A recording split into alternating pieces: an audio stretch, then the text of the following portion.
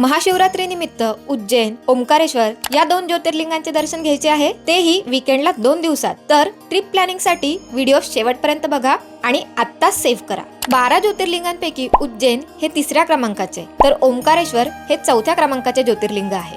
शुक्रवारी दुपारी 3 वाजता पुण्याहून निघायचे आणि शनिवारी सकाळी उज्जैनला पोहोचल्यावर हॉटेलमध्ये चेक इन करून फ्रेश होऊन श्री महाकालेश्वराच्या दर्शनाला जायचे। दर्शन झाल्यानंतर दुपारचे जेवण करून निवांत काही वेळ मंदिराच्या परिसरात फिरायचे। उज्जैनचे शिव मंदिर हे दक्षिणमुखी आहे। दक्षिण ही मृत्यूची दिशा म्हणतात, म्हणूनच श्री महाकालेश्वर याला मृत्यूचा स्वामी म्हणतात। संध्याकाळी शिप्रा नदी नि रामघाटावर आरतीला जायचे। पुढे हरसिद्धी माता मंदिर नि काळभैरव मंदिरात दर्शन घेऊन झाल्यावर जेवण करायचे आणि हॉटेलवर जाऊन निवांत आराम करायचा।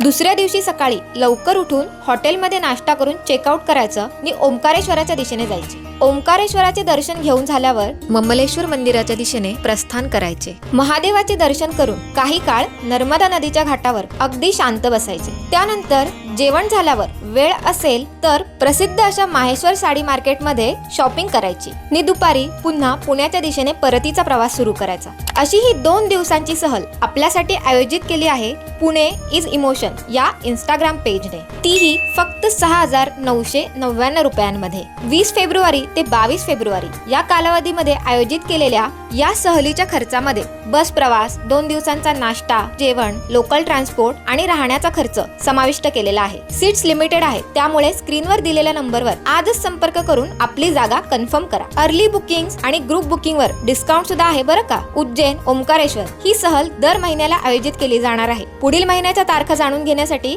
दिलेल्या नंबरवर संपर्क करा। सहलीची संपूर्ण माहिती लिखित स्वरूपात मिळवण्यासाठी महाकाल अशी कमेंट करा। हर हर महादेव।